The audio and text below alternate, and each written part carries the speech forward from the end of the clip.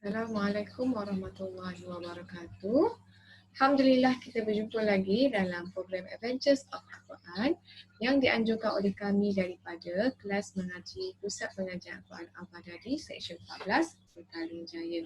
Jadi untuk hari ini saya adalah Ustazah Hajar dan saya akan menceritakan sedikit ringkasan berkenaan sebuah surah yang terdapat di dalam juz yang ke-25. Bismillahirrahmanirrahim. Saya mulakan. Jadi surah yang ke-44 ini diberi nama sebagai surah Ad-Dukhan. Jadi surah ini adalah merupakan sebuah surah Makkiyah dengan mengandungi 59 ayat sahaja. Dan Ad-Dukhan ini bermaksud asap ataupun kabut. Kisahnya ada diterangkan pada ayat yang ke-10. Jadi pada permulaan surah ini dikisahkan berkenaan dengan Al-Quranul Karim, di mana Al-Quran ini telah diturunkan pada malam yang berkat. Bila malam berkat itu? Malam berkat itu dikenali sebagai malam Lailatul Qadar. Dan Al-Quran diturunkan sebagai rahmat, peringatan dan amaran kepada umat manusia. Dijelaskan juga sebab mengapa Al-Quran itu diturunkan pada malam yang berkat itu kepada malaikat. Kerana pada malam itu, tiap-tiap yang berlaku mengandungi hikmah serta tetap berlaku. Hanya Allah mengetahui. Dan disokong pula dengan ayat yang menerangkan bahawa Al-Quranul Karim itu dicipta dalam bahasa yang boleh dipelajari, iaitu bahasa Arab. Selepas itu, di dalam surah ini juga dinyatakan tentang tujuan Rasul diutuskan. Seorang Rasul itu diutuskan menyampaikan rahmat dan wahyu yang diterima sebaik-baiknya. Jadi setiap Rasul itu diperintahkan menyampaikan wahyu yang diterima sebaik-baiknya. Diikuti pula dengan sifat-sifat Allah diterangkan pada surah ini. Antara sifat-sifat Allah yang disebut adalah Allah Maha Esa, Maha Mencipta, Maha Kuasa, dan Allah lah yang mentadbir langit dan bumi. Tiada Tuhan yang berhak disembah melainkan Allah, dan dialah yang menghidupkan dan mematikan, dan dialah Tuhan sekalian makhluk. Jadi itu dia sifat-sifat Allah yang ada disentuh di dalam surah ini. Kemudian, apa yang ada lagi pada surah ini, kisah berkenaan asap yang tadi saya sebutkan. Asap itu adalah amaran kepada kaum kafir musyrik yang menentang Allah Subhanahu Wa Taala dan Nabi Muhammad Sallallahu Alaihi Wasallam.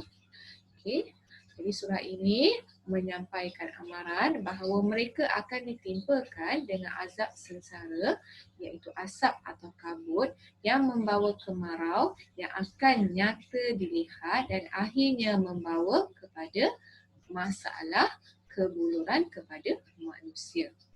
Lalu, apabila ditimpa kesusahan, kaum musyrik, kaum kafir musyrik ini, mereka berdoa agar dilenyapkan azab tersebut.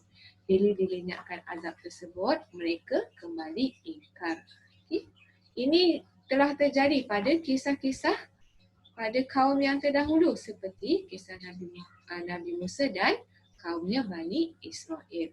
Sepatutnya kita sebagai umat manusia kini mengambil iktibar pengajaran daripada apa yang telah berlaku pada kaum-kaum terdahulu.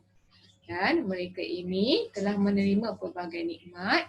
Contohnya, tadi saya sebut, Nabi Musa dan kaumnya Bani Israel telah diselamatkan oleh Allah Subhanahu Wa Taala daripada Fir'aun yang sombong. Begitu juga dengan kaum kafir musyrik, ada di kalangan mereka tidak mempercayai tentang hari kebangkitan. Jadi hari kebangkitan itu apa? Hari kebangkitan ini adalah hari kiamat. Kiamat itu adalah sebuah janji di mana manusia akan dibangkitkan. Dan pada ayat yang ke-41 diterangkan apa yang berlaku pada hari itu ialah seorang teman sama sekali tidak dapat memberi manfaat kepada teman yang lain. Dan mereka tidak akan mendapat pertolongan kecuali orang yang diberikan rahmat daripada Allah Subhanahu Wa Taala. Jadi bila di akhirat kelak, kita tak dapat membantu antara teman. Kita tidak dapat membantu teman kita sendiri, melainkan mereka yang diberikan keizinan oleh Allah Subhanahu Wa Taala memberi syafaat kepada orang lain. Dan digambarkan juga berkenaan dengan kisah hari kiamat, balasan bagi orang yang berdosa di dalam neraka. Jadi diterangkan pada surah ini, mereka yang diam duduk tinggalnya di dalam neraka ini akan memakan buah daripada pohon zakum. Boleh dilihat nanti dalam surah itu. Jadi balasan bagi mereka yang bertakwa pula, mereka ini akan kekal di dalam syurga dan dipakaikan dengan sutera yang halus. Nampak ada perbezaan neraka dan syurga. Dalam neraka terdapat pohon zakum, manakala mereka yang ke syurga akan memakan sutera yang lembut. Dan di akhir surah ini diceritakan, disentuhkan sedikit tentang hikmat Allah Subhanahu Wa Taala mencipta alam ini adalah untuk menzahirkan perkara-perkara yang benar sahaja. Agar seseorang itu percaya kepada agama Allah dan patuh kepada hukum dan peraturan-peraturan yang telah Allah tetapkan. Oleh itu, apabila manusia patuh kepada hukum Allah ini akan menjadi suratan amal yang dituliskan oleh malaikat dan akhirnya di akhirat kelak manusia akan menerima balasan perbezaan antara orang-orang yang hak dan sebaliknya. Jadi orang-orang yang berhak ni adalah orang-orang yang akan ke syurga, manakala yang sebaliknya mereka yang akan ke neraka. Jadi itu dia berkenaan dengan kisah ini, kisah surah ini, iaitu banyak ditekankan tentang amaran daripada Allah Subhanahu Wa Taala kepada umat manusia. Untuk itu, sampai sini saja ringkasan surah Ad-Duhan. Kita berjumpa lagi dalam ringkasan surah yang lain. Assalamualaikum dan terima kasih.